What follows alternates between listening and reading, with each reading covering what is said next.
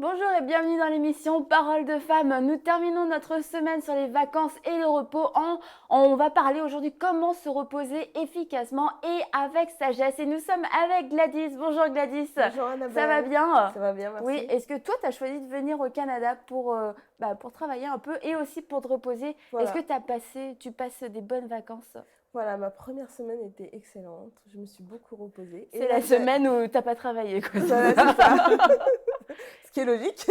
Et puis la suite s'est bien passée aussi. Et maintenant, j'entre aussi dans le repos. Et ça de t'a la fait gloire. du bien de te reposer, Énormément. de choisir de tout Énormément de relâcher. souffler et de pouvoir me reposer. Oh, excellent. Super. Bon, donc ça te parlait toute cette semaine, c'est Voilà, du vécu. ça me parlait Ça exactement. te parlait. T'as hâte aux prochaines vacances maintenant, c'est bon. Nous aussi, on a hâte aux vacances. Vous avez hâte aux vacances, les filles? Oui. Oui. Eh ben, on vous souhaite de bonnes vacances à vous qui êtes sur le point de partir en vacances et à vous qui reprenez. Bah, vous êtes contente parce que vous nous retrouvez. Donc, c'est une bonne rentrée déjà.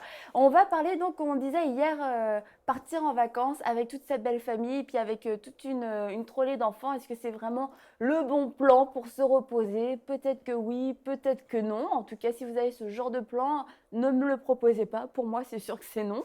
Autant pour vous que pour moi. Je risque de gâcher les vacances. Et on a parlé toute la semaine de quelques petits conseils, de beaucoup de petits conseils. Et puis on va faire juste un petit récapitulatif. Déjà, pour se reposer efficacement, il va falloir, comme on l'a dit, apprendre à dire non. Apprendre juste à choisir ce qu'on va faire. Donc, est-ce que Evelyne, toi, tu peux nous faire un petit topo?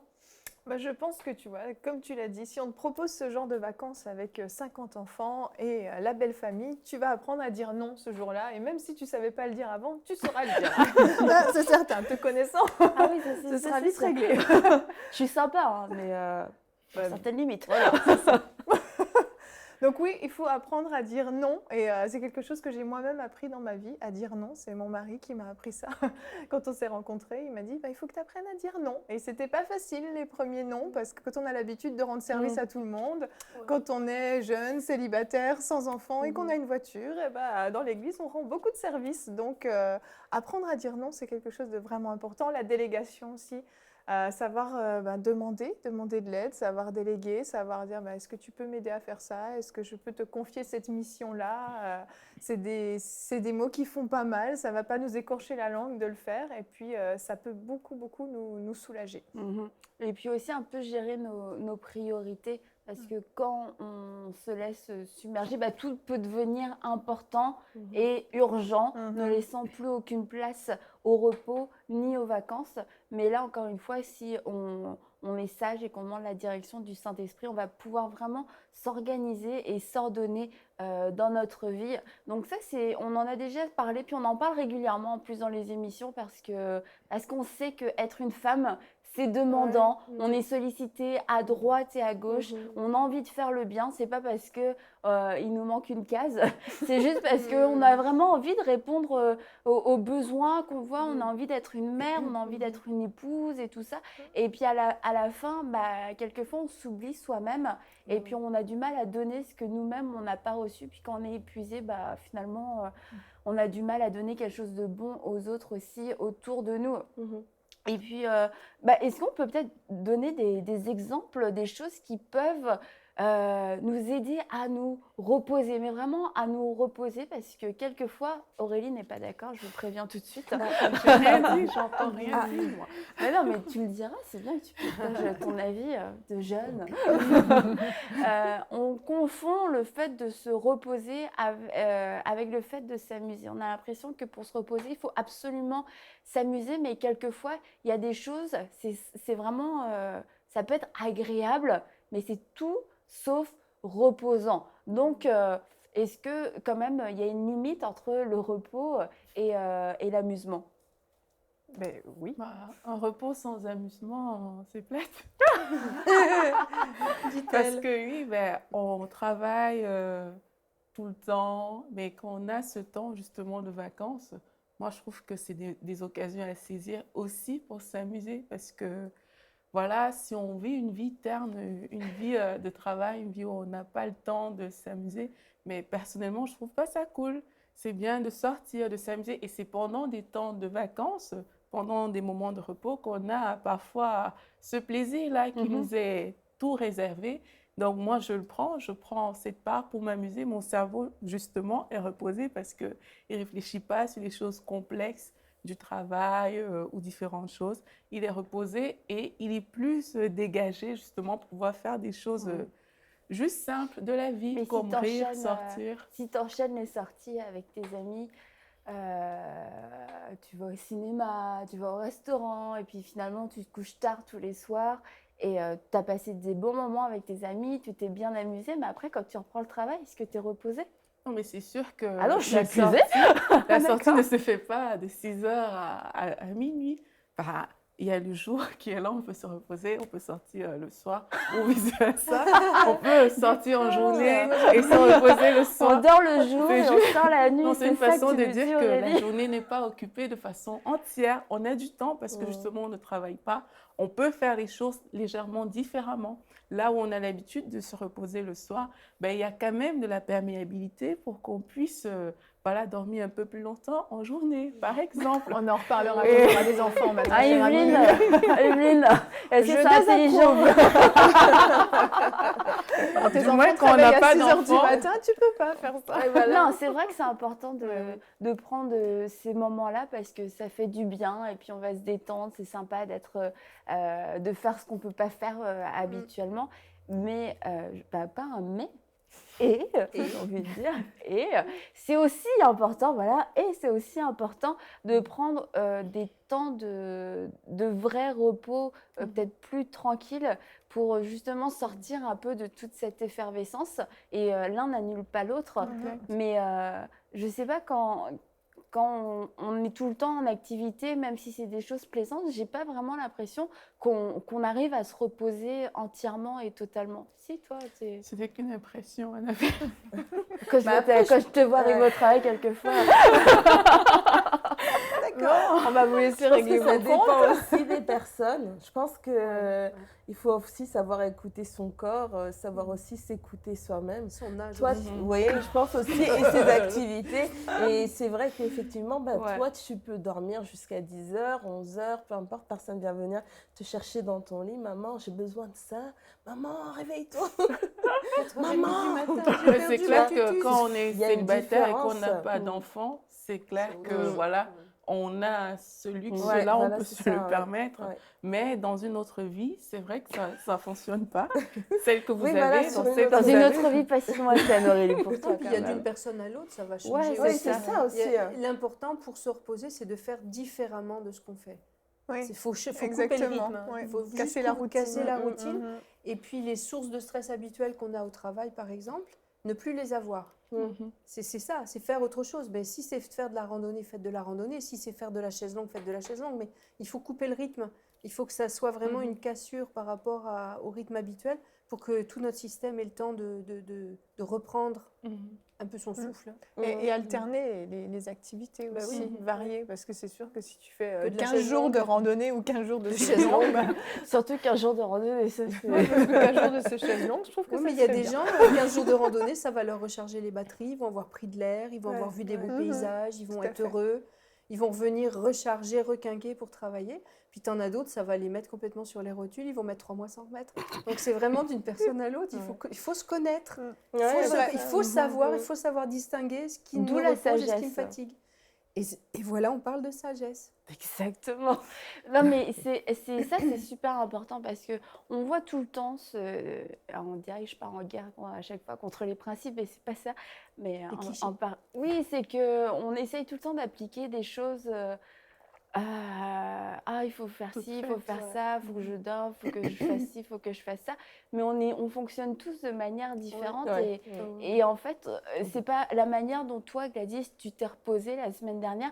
Bah, peut-être que moi, ça me convient pas du tout. Tu me dis, moi, ça m'a requinqué, moi, ça m'a fait ci. Et moi, bêtement, je me dis, je vais faire exactement la même chose que Gladys pendant ses vacances. Ça n'a pas du tout marché. Et, ou alors, je me dis, je vais faire la même chose qu'Aurélie. Alors là... je vais sortir, je vais dormir toute la journée. Et ça ne marchera pas non plus. Et ça, c'est d'où l'importance, encore une fois, du Saint-Esprit, lui demander Saint-Esprit, surtout quand on est dans des périodes où on est très fatigué, on attend les vacances avec impatience et de ne pas les gâcher. Ici, en Amérique du Nord, les vacances sont quand même assez rares pour beaucoup de gens. Tu as une semaine, 2 semaines de vacances. Franchement, faut pas les gâcher, quoi. Faut optimiser. Tu te dis pas, bah, on verra, puis tu prends le premier truc qui vient, parce que si c'est nul, mince. 2 semaines, c'est pas suffisant. Hein. C'est prouvé qu'il faut 3 semaines pour le corps pour retrouver ses cycles normaux. 3 semaines consécutives? Oui, 3 semaines consécutives de rupture de rythme habituel pour retrouver tous ces cycles normaux de cortisol. Hein, on parlait du stress. Ça n'arrive presque jamais, 3 semaines consécutives. Eh ben oui, mais ça devrait, on devrait, surtout quand on est en situation d'épuisement, prendre 3 semaines d'affilée pour donner une chance à notre corps de se remettre. Ah, oui. Et le sommeil, c'est 4 à 6 jours pour retrouver son cycle de sommeil. Mais le cortisol, donc l'hormone du stress, pour retrouver un cycle normal de cortisol, ça prend 3 semaines. Donc idéalement, il faudrait vraiment prendre 3 semaines. Si on peut, il faut le faire. Si on ne peut pas, ben on ne peut pas. Mais si on peut, c'est 3 semaines pour arriver à relancer tout notre système et que les effets mauvais du stress sur notre corps soient annulés. C'est certain qu'en tout cas, je pense qu'on l'a toutes vécu quand on est trop fatigué au moment des vacances. La première semaine, c'est pas vraiment un plaisir. Non. On est fatigué et puis c'est comme la cassure du rythme fait que toute la fatigue sort et on se dit mince, j'étais si fatiguée, je m'en rendais pas compte. Il y a toute une surplus de fatigue qui va jaillir et on se dit mais plus je dors, plus je suis fatiguée et on se pose un tas de questions. Donc c'est vrai que la première semaine, généralement, même on dirait que tu as de l'inertie, tu n'arrives pas à t'arrêter en fait. La première semaine, tu n'y arrives pas, tu es encore sur ta lancée, alors qu'est-ce qu'il y a à faire et tu es agité. Surtout les gens qui ont un rythme de vie assez speed, là. Première semaine de vacances, ils speed pareil. Hein. Allez, il faut aller faire ci, faire ça, on va faire du jet ski, on revient, on va au marché. Mais même sans faire du jet ski, tu peux faire du jet ski avec ta serpillière si tu veux. Mais c'est qu'on peut voir tout ce qu'on n'a pas le temps de faire d'habitude. Et autant des choses qu'on a envie de faire, mais des choses aussi qu'on n'a pas le temps de faire. Et là, on peut se faire totalement aspirer nos vacances parce que j'avais prévu de rénover toute ma maison. Donc là, tu décides de faire ça pendant tes 2 semaines de vacances. Mais d'un autre côté, tu te dis, bah, je vais pouvoir le faire quand Si tu le fais sans stresser, c'est une bonne chose. Hein. Moi, je l'ai déjà fait, de passer mes 3 semaines de vacances à refaire des peintures chez moi. Mais c'est très, très plaisant. Tu y vas à ton rythme, tu ne stresses pas, tu prends soin. Parce que pour toi, c'était vraiment plaisant, régalée à faire ça. Tu t'étais pas mis une pression pour le faire. C'est ça. La règle, c'est qu'il n'y ait pas de pression. Il faut que tu prennes du plaisir. Il ne faut pas que ça devienne un fardeau. Si ça devient un fardeau, ben non, ça va Tant pis, tu laisses la pièce à moitié peinte. Mais ça donne du repos pareil de peindre. C'est très agréable, tranquillement. Tu es tranquille chez toi. Oui, quand il n'y a pas de pression, tu n'as pas de pression. Puis tu es contente, surtout ceux qui sont un peu manuels, tu es contente du résultat final, tu as ajusté tes couleurs. Mais ce n'est pas un travail. Se reposer, ce n'est pas ne rien faire. Non. C'est faire quelque chose qui t'apporte du plaisir et qui n'a pas de pression. Donc ça peut être du jardinage, ça peut être, je ne sais pas moi, une activité qui n'apporte pas de stress et qui te donne du plaisir. Ça va te reposer. Et qui peut être productive au final. Et qui peut être très productive. Mais tout ça, c'est le fait de le faire sans pression. Sans pression. Et sans obligation, pas parce que j'ai attendu mes vacances, parce que finalement j'ai un deuxième emploi du temps hyper chargé pour faire ça. Tu as fait de la peinture pendant tes vacances, Gladys? Ben non, ici, j'avais pas besoin de faire de peinture. Mais c'est vrai que moi, en fait, ce que je fais en général, c'est que j'ai un jour de repos dans la semaine. Et parfois, je me dis, j'ai l'envie, en fait, d'être productive et de faire quelque chose qui va me faire plaisir. Et notamment, en fait, comme Anne le dit, je vais peut-être un jour, comme ça me prend et je me dis... C'est vrai que toi, tu fais des choses comme ça. Ouais, voilà. Et je vais repeindre la cuisine. Je vais tout faire en blanc. Et quand j'ai fini, ça me procure une source de bien-être. C'est drôle pour Annabelle parce qu'elle aime pas ça. Moi, c'est le genre de truc qui me vient jamais à l'idée. Tiens, si je repeignais une chambre, je me dirais, ça va pas. Là, tu as besoin de vacances. Mais non, mais pour moi, c'est du plaisir et j'aime produire quelque chose ça me fait plaisir en fait. J'aime ça. J'aime ça en fait. J'aime vraiment faire ça. Et pendant les vacances, oui, aussi, ça pourrait m'arriver. Mais ce serait vraiment parce que ça me fait plaisir. Pas parce que faut absolument refaire le mur là, ça va pas du tout. Ça va pas... Non.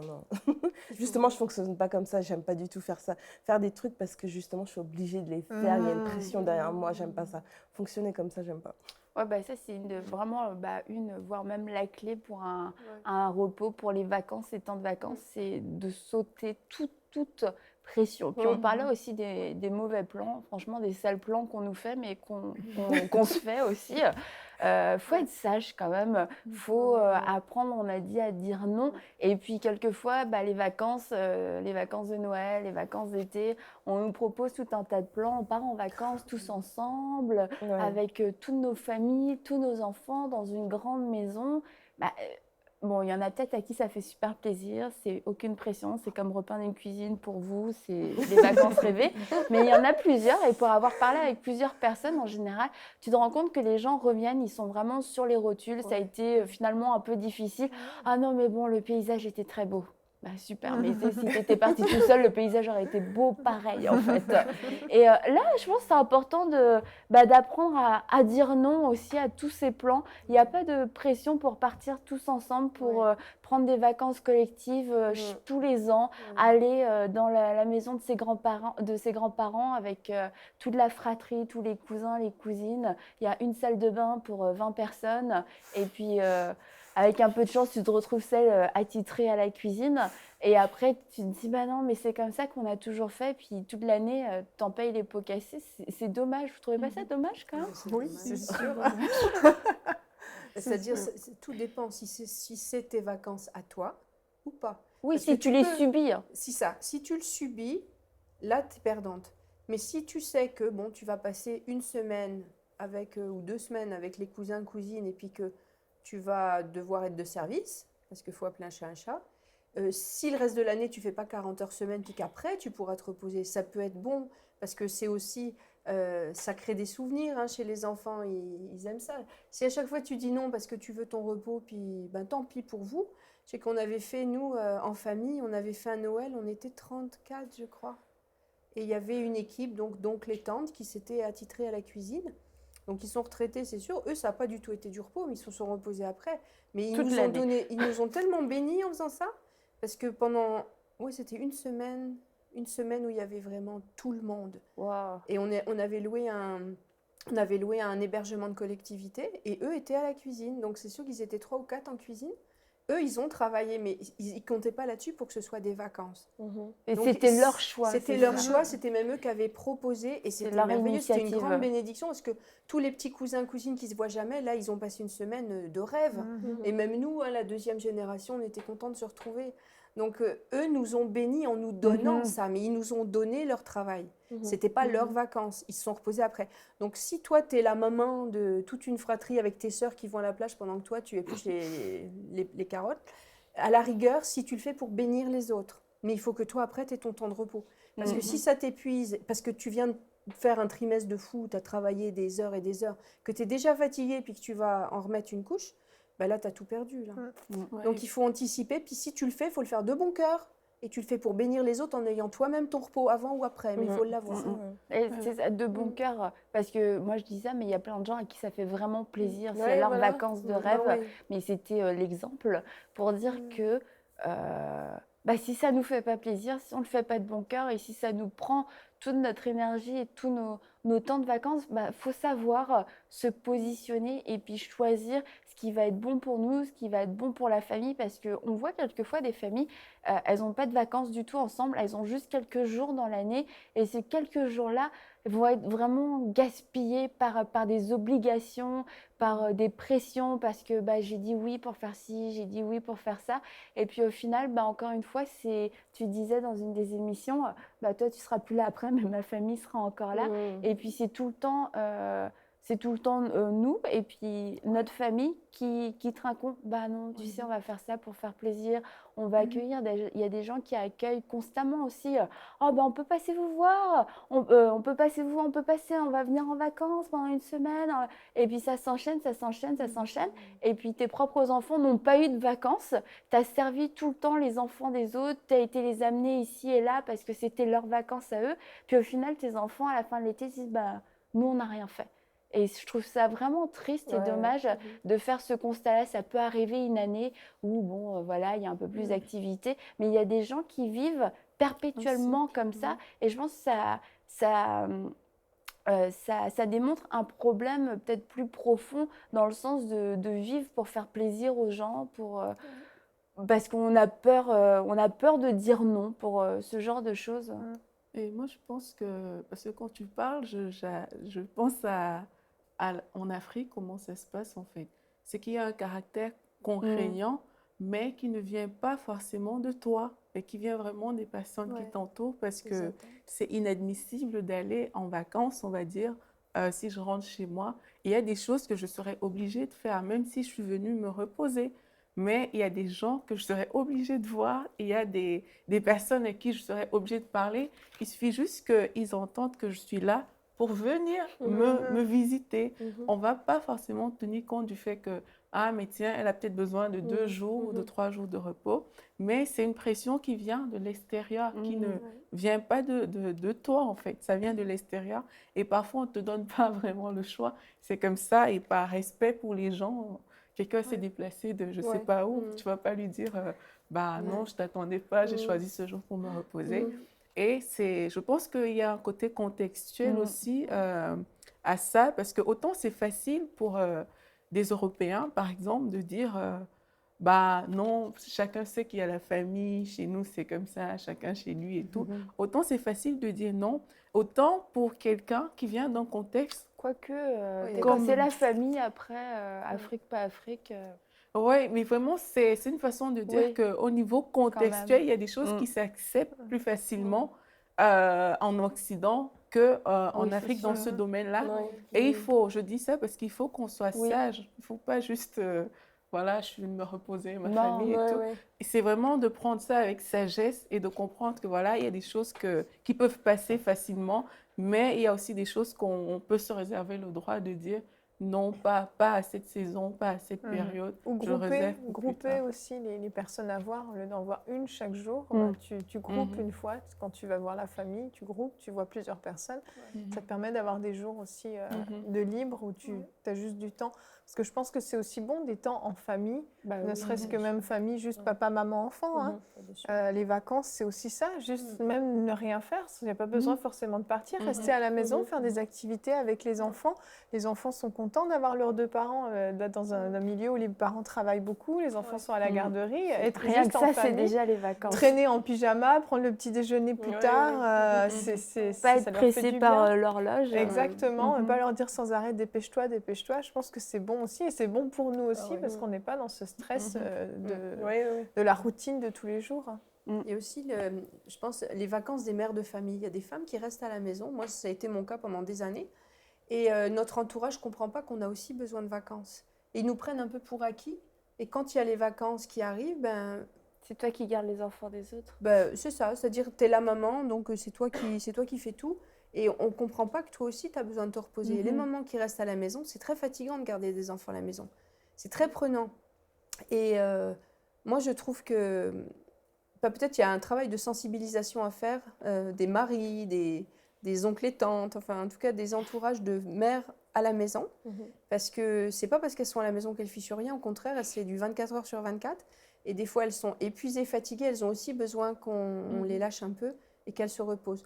Donc, si vous êtes dans ce cas-là, que vous avez dans votre entourage une maman, faites en sorte qu'elle puisse avoir une journée surtout, juste pour finalement, pendant les vacances scolaires. Pendant les vacances scolaires, oui. Là, les temps qu'elle avait peut-être pour elle, pour faire ces choses, les enfants sont là du matin au soir et du soir au matin. C'est ça, on attend la rentrée. La rentrée, c'est les vacances.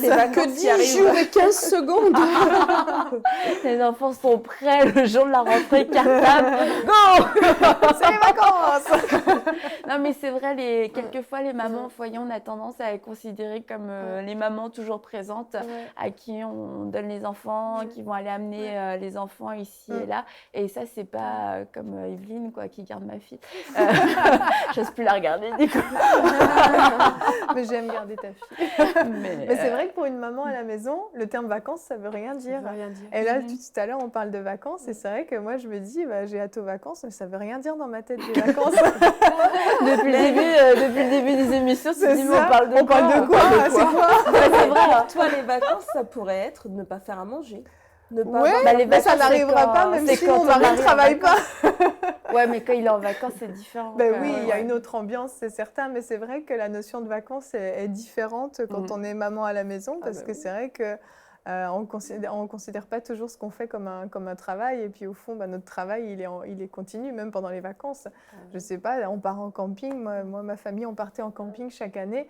Ma mère, elle devait nous faire à manger, elle devait nous faire notre douche, elle devait s'occuper de nous, et puis au final, il n'y a pas vraiment de vacances. Donc moi, la première fois où je suis vraiment partie en vacances, pour moi, le concept de vacances, c'est que je suis partie en séjour organisé, all inclusive, tout inclus. Ah oui, ça c'est donc bien. là, tu pars en vacances. Ça me parle. Les repas sont préparés pour moi. Je n'ai qu'à m'asseoir, à poser mes pieds sous la table et à manger. Et les enfants, mais maman, je voudrais ça. Je t'en prie, va te servir. Il y a le buffet, demande au monsieur, à la dame, il n'y a pas de problème, tu peux te servir. Et c'est pareil pour la chambre. On laisse la chambre, le lit, peu importe. Et puis, on revient. Tout est fait. Ah ouais, ça c'est les vacances. C'est vrai, mais il y a des gens qui détestent ce concept-là de vacances. Moi, mais les mères de famille, elles aussi j'apprécie. Mais moi aussi, j'aime ça comme vacances. Donc, oui, ça me parle vraiment plus que de refaire une cuisine, ça c'est sûr. Et si quelqu'un veut refaire ma cuisine pendant que je pars en vacances, all inclusive. Un jour, je voudrais me détendre. Oh bah viens me détendre, Anne. Ma maison est ton spa, si tu veux. Je te laisse un petit rouleau et un pot de peinture et vraiment, amuse-toi. Donc, comptons sur le Saint-Esprit pour pouvoir nous diriger avec sagesse. La Bible nous dit que celui qui a la sagesse a l'intelligence, et on a besoin d'intelligence pour gérer ces temps de repos, pour les discerner et pour savoir quoi en faire, parce que vous avez vu, rien que ici, on a toutes des vies différentes, et puis le repos prend une toute autre forme selon nos âges, selon nos situations familiales. Et pour vous aussi, c'est la même chose.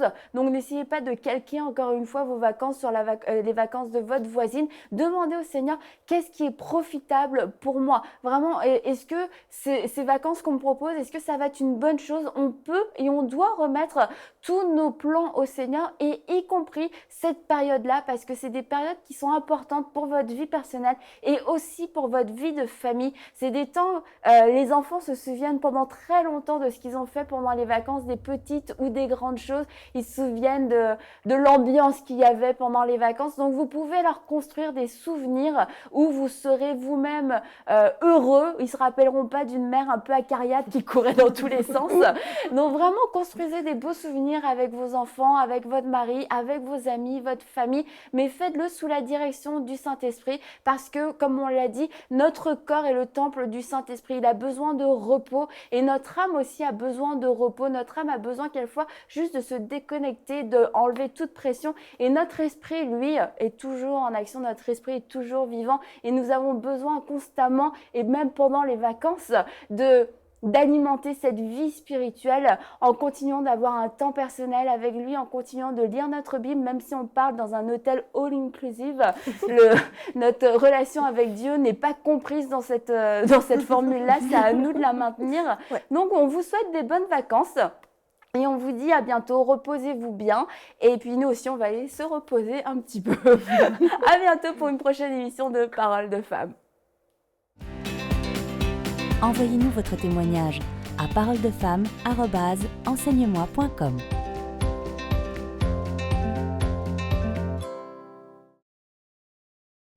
Cette émission est rendue possible grâce au précieux soutien des partenaires d'Enseigne-moi Canal International. Retrouvez tous nos programmes sur enseigne-moi.com.